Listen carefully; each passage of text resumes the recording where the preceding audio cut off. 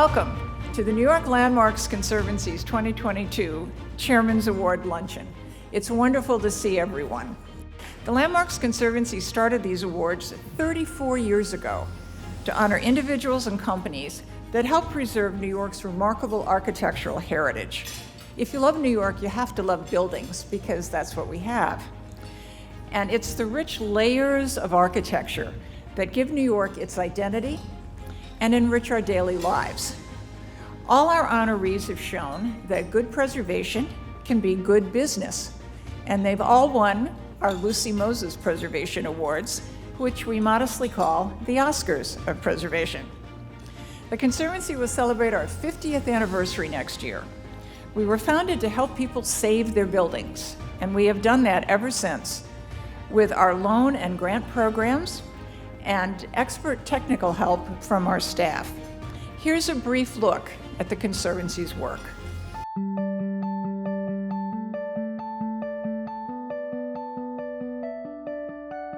The Landmarks Conservancy has preserved and protected New York for almost 50 years. We helped New York recover in past emergencies, and we're doing our part to help the city's recovery now. Our grants and technical assistance helped buildings in Lower Manhattan damaged on 9/11. We saved the survivor's staircase at Ground Zero. It's now featured in the 9/11 Museum. After recent hurricanes and earlier superstorms, our emergency grants helped nonprofits repair damage and reopen. We've loaned and granted almost $59 million through the years, contributing to total restoration projects of more than $880 million. We've invested nearly $5 million just since the city shut down in March a year ago. That's triggered a total $54 million worth of projects and created local jobs. We're helping nonprofits pay for emergency repairs. We're helping religious institutions in underserved communities with everything from conditions assessments to repairing roofs. Our loans are helping homeowners throughout the boroughs repair their buildings' exteriors. Our work on this Harlem brownstone is a good example of our hands-on help. Our loan is restoring the entire facade, from the cornice to new windows. We're bringing back historic details. Our expert staff is helping to manage the work. The guidance that we got in terms of how all of this would be addressed was not something that we would have been able to bring to this project ourselves. And as we all know, this has been a really extraordinary time in terms of the pandemic, and the Conservancy has just been incredibly helpful in helping us navigate that. Our Sacred Sites grants have helped more than 836 religious institutions of all denominations. We're working with Mother AME Zion Church in Harlem on a major roof replacement. I am theologically and seminary trained. I know nothing about building repair. But thankfully, the Conservancy knows the people, put us in contact with the people to do what needed to be done here, and we could not have done that alone. Landmarks are important to communities throughout the city. Historic districts are drawing cards for tech companies, women and minority-owned businesses. They're attracting residents and tourists. As New York recovers, these historic areas will be economic drivers again. During these stressful times, the city's landmarks anchored us, reminding us that New York has come through difficult times before. We're proud to be the New York Landmarks Conservancy, and we'll continue to preserve the city we love. Thank you. In addition to our expert staff, we've always been fortunate to have terrific chairs and board members, many of whom are here today. But this is the Chairman's Award, so please welcome our chairman, Richard Garvey. Thanks, Peg. It's a pleasure to add my welcome to one of the Conservancy's signature celebrations. Your participation and support are much appreciated. Quite recently, I watched an old Italian film called The 10th Victim. For the most part, it's pretty unexceptional, although it does have Ursula Andress fresh from her triumph in Dr. No.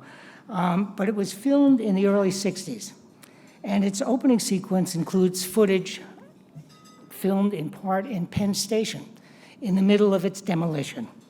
Well, recalling the many wonderful images of Penn Station in its heyday and my own recollections of actually having been there in my youth, while watching a gun chase played out amidst the rubble of the building as it's being torn down, was a vivid reminder of why I got involved with the Conservancy.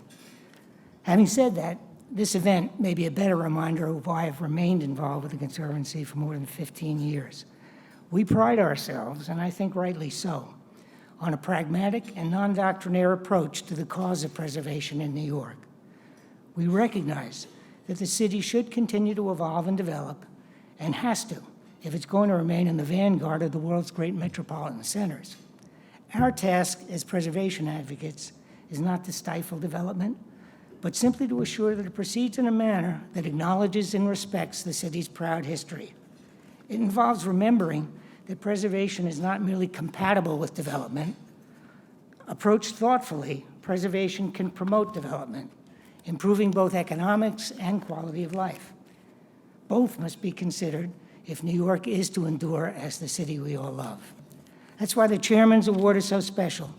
Each year, we honor individuals or enterprises exemplifying the symbiotic relationship that can and should exist between New York's evolution and heritage.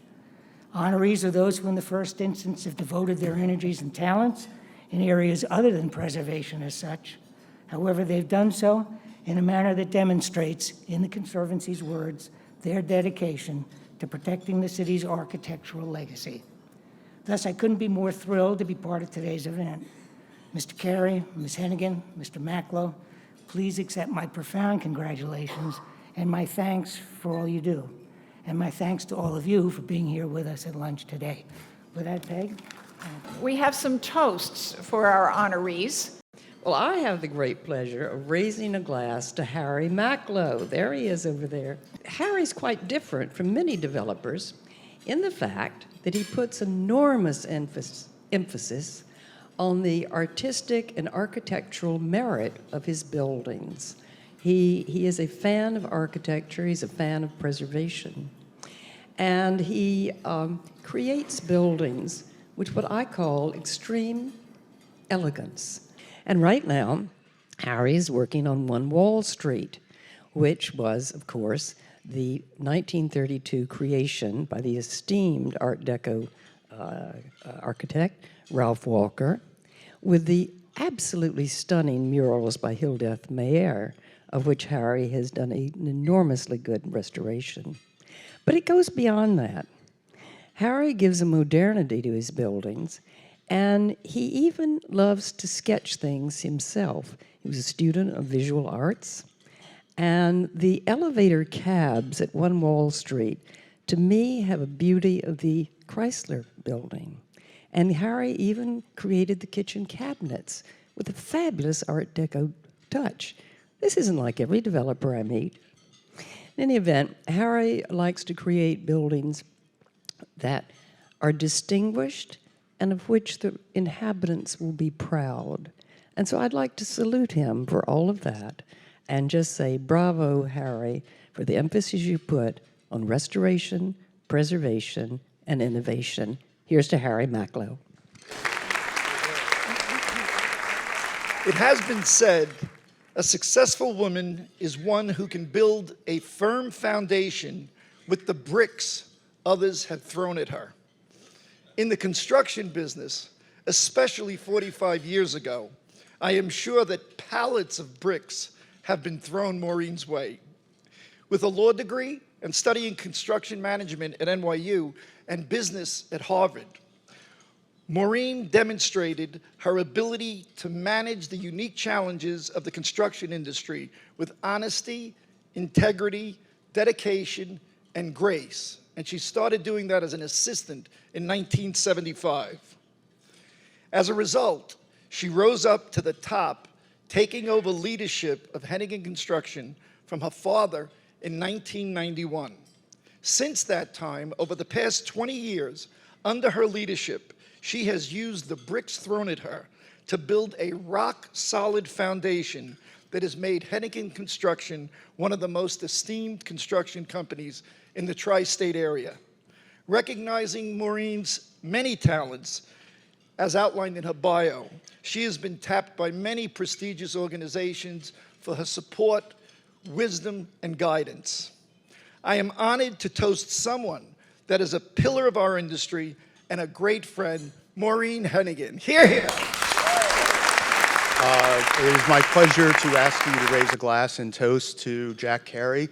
I have worked with Jack on a number of different projects over the years, and from a preservation point of view, two obviously stand out. They were two of the hardest projects to get done. They are two of the projects that have been languishing for literally decades. People have tried over and over again to make these projects work. Empire Stores and Battery Maritime Building.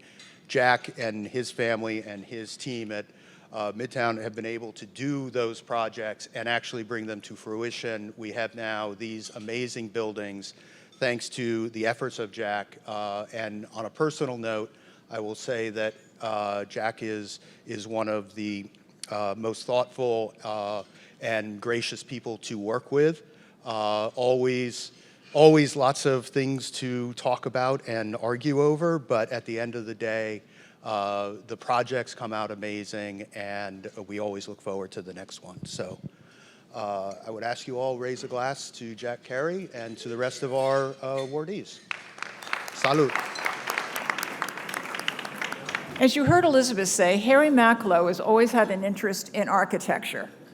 Macklowe Properties, which he founded in the mid-60s, has had a goal of designing and constructing architecturally distinct buildings and modern.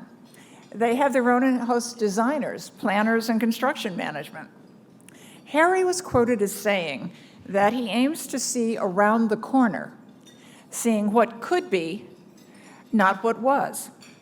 So I'm not sure Harry ever thought about getting a preservation award, and I'm not sure we thought we'd ever be giving him one. But Harry completed a fantastic restoration of 1 Wall Street, one of the city's most important Art Deco landmarks. And that included restoring the Red Room, which you'll see in the video shortly. This was done as the landmark tower and its large addition were turned into residences, the largest transformation of a commercial office building in the city. Harry is justly proud of this effort, and he combined here seeing what could be with an appreciation of what was. And we hope that this will lead to many more restoration projects. Here's a look at 1 Wall Street's restoration.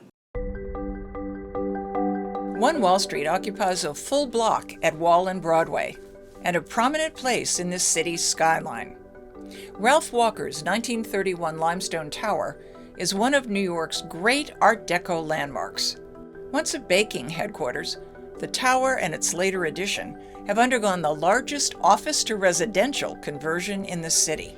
SLCE Architects' careful exterior restoration restored Walker's inwardly curved bays and distinctive mullions. Walker wanted passers-by to enjoy his exterior.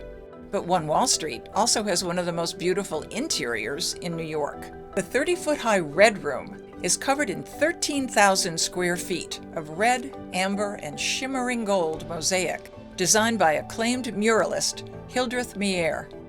Once a banking reception area, the colors darkened over time. They were carefully and meticulously cleaned under the direction of Atchison Doyle and Partners. New fire suppression sprinkler heads were seamlessly integrated into the mosaic ceiling. Reflective interior trusses were installed in a historically sensitive fashion that does not touch the walls. The historic adaptive reuse responds to contemporary needs while paying tribute to Walker and Meier's creations of art and beauty. Let's welcome Harry Macklowe. Thank you very much. I have had experience, this is not part of my speech, it's a preamble, I guess. I've had experience with landmarks really for almost my entire career. I greatly respect the purpose, I greatly respect the results. I look forward to having another project where landmarks is an important part. I'm a contributor, and it is a mark that we all really admire because landmarks really exalt the building and they stay with us forever. The satisfaction to be able to create, to be able to be involved with a building that is highly thought of, to me, that's the greatest form of flattery, and to me, it's the greatest degree of satisfaction. The name One Wall Street evokes an awful lot. Just One Wall Street, known throughout the world. Other landmarks that I really think about when I'm kind of thinking about landmarks are the buildings that speak for themselves, the Roman Forum, the Pantheon, the Parthenon, the George Washington Bridge, our neighbor, the Statue of Liberty, the Eiffel Tower. All of these are icons, and all of these are landmarks that we keep in our mind, in our memory. And Wall Street, I'm flattered, is not quite as powerful as the Eiffel Tower, but it certainly is something that I feel wonderful about. And the recognition for our efforts of both the restoration, the modernization, the nurturing of the landmark, the readaptation, and the reuse of this building is something that gratifies me enormously. The architectural idiom that I use is integrity. I try to keep that in my own mind as I'm searching for solutions in design, as I'm searching for how can I make it better, and how can this be better than the last one. People ask me frequently, which is your favorite building? It's like asking, which is your favorite child? The last one, I guess, is the favorite, and I'm so thrilled that you have recognized us, because us is the collaborative. It's not just Harry Macklowe, it's Dan, it's Lilla, it's, my God, it's everybody, Mick. So, and to all of you who I've known around this room for so many years, thank you very much. Thank you, Peg. It's my honor, and I feel wonderful about it. Maureen Hennigan is chair and CEO of a construction company and general contracting company her father founded 63 years ago. She joined Hennigan Construction after working as an attorney in New York State government and private practice. Hennigan is dedicated to New York, serves on the boards of the Building Congress, Building Contractors Association, and encourages non-traditional employment for women. She also encourages her team to participate in good causes. The company has a motto we heartily endorse: building our city's future means understanding our city's past. I wish we'd thought of that first, so we're just going to steal it. Hennigan did just that, respecting our city's past and understanding it, as construction manager of the restoration and reuse of the Ford Foundation's landmark headquarters. It was a complex project that took multiple teams and 3 years to complete. Here's how we described it when Hennigan received her Lucy Moses Award. The Ford Foundation's iconic building has been transformed for the 21st century. The tower was hailed as a masterpiece when Kevin Roche completed it in 1968. The 12-story, full-height atrium and interior garden were revolutionary. As construction manager, Hennigan worked with a huge team on a project that increased accessibility, upgraded systems, and secured the envelope. It also rethought the way that the Ford Foundation uses its landmark. Dan Kiley's garden was an oasis with lush trees, plants, and shrubs. But some of the plantings were never successful, and the garden could not accommodate wheelchairs. So it was dug up and then rebuilt, tweaking the original design. New pathways increase access. Envelope treatments called for minimal intervention. Original granite filled in the Dutchman repairs. The dramatic skylight was reglazed and waterproofed. Its historic copper was repaired on site. New Corten steel was pre-patinated for a weathered look and finish. Signature mid-century furniture was restored. Redistribution of executive offices underscored the Foundation's commitment to social equity. New art complements these changes. There are also less visible results. Energy efficiency was significantly enhanced, and the atrium was brought up to code. The project's completion was commemorated with a new name, the Ford Foundation Center for Social Justice. Please welcome Maureen Henegan. Great to be here with so many friends and varied members of the building community. Contractors, architects, engineers, developers, landlords, land use experts, and public officials, all here to sustain the vital and persistent work of New York Landmarks Conservancy in upholding what is most important and unique to New York City's architectural heritage. So I bet a lot of you never even heard of Henegan Construction. We don't build roads, tunnels, and bridges. We don't create buildings, neighborhoods, and cityscapes. But what we do build and rebuild, what we do is build, rebuild, and bring to life the indoor places where we all actually go to work, or used to, and live our lives. The places where the lifeblood of commerce flows through New York City. It's what we've been doing now for 63 years, since my father, Paul Hennigan, founded Henegan Construction in 1959.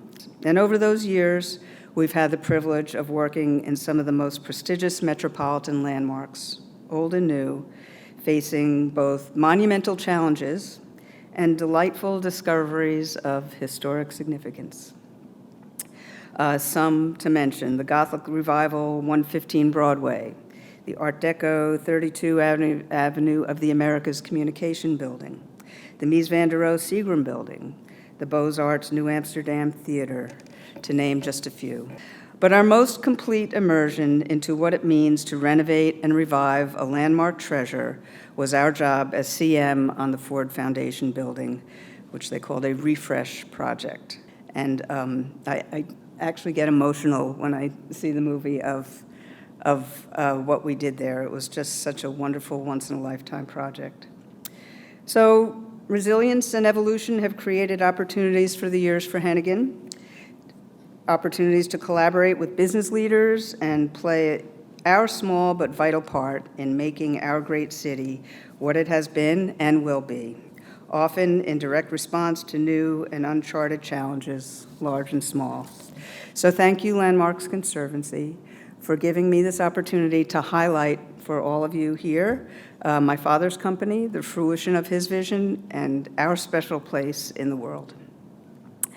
I accept this recognition in his memory and on behalf of all my Hennigan colleagues at Table 12 and elsewhere who do our work so well. Thank you.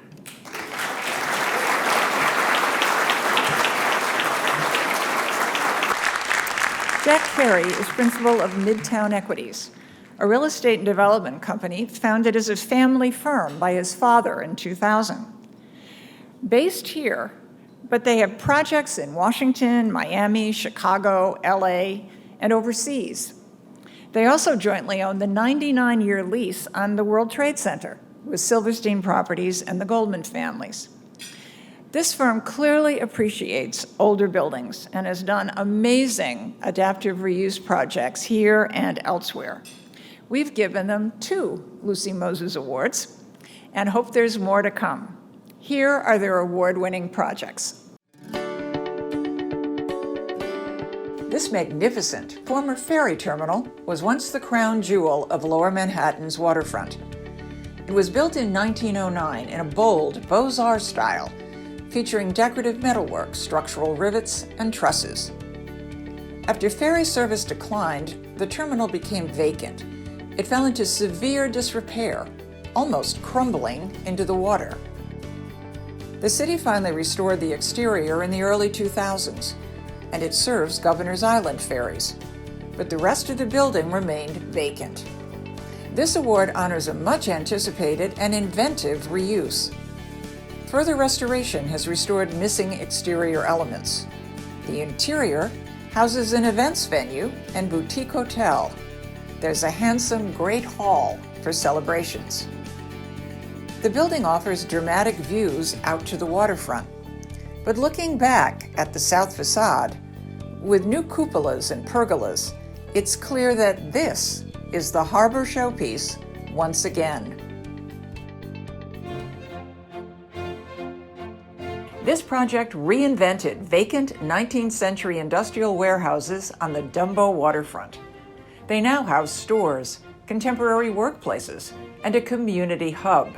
The 7-building complex was vacant and deteriorating for many years. But with the success of Brooklyn Bridge Park, Midtown Equities was finally picked to develop the site. Studio V, S9 Architecture, and Perkins Eastman collaborated on modernizing the buildings. But they also celebrated original elements. They highlighted the thick red brick exterior walls and round-arched windows. As Empire Stores, the complex has reclaimed its former status as a centerpiece of Brooklyn's shoreline. Please welcome Jack Kerry. Thank you so much. On behalf of myself, my partner and brother Michael, who couldn't join us today, and all of us at Midtown Equities, I want to thank everyone at the Landmark Conservancy for all the great work that they do, and for these 2 meaningful awards for Empire Stores and for the Battery Maritime Building. I also want to acknowledge our partners in the Battery Maritime Building, Centaur, and of course the Cipriani family. Last but certainly not least, I want to thank the team of amazing professionals, our architects, engineers, and designers at S9, Marvel, Studio V, and of course the office of Terry Despont for their incredible vision and their help in bringing these projects to life. As a family and as developers in a city so rich in history, we feel truly fortunate and blessed to have the ability to redevelop and be involved in the adaptive reuse of these wonderful historic buildings, which in our cases fell into significant states of disrepair, and be able to responsibly transform them to the modern day beautiful masterpieces, celebrating and bringing out the incredible historic elements for the world to appreciate once again. We see new construction all around the city, and having the ability to be involved in some of these incredible assets that they say that they don't build them like they used to. And really those words ring true, and having the ability to be involved in some of these things is truly rewarding on many different levels. We want to congratulate our fellow honorees, Maureen, and of course Mr. Macklowe. We're honored to be sharing the stage together with you. We really appreciate this honor, and again want to thank the Conservancy for their incredible work in preserving the rich architectural history of this great city. Thank you.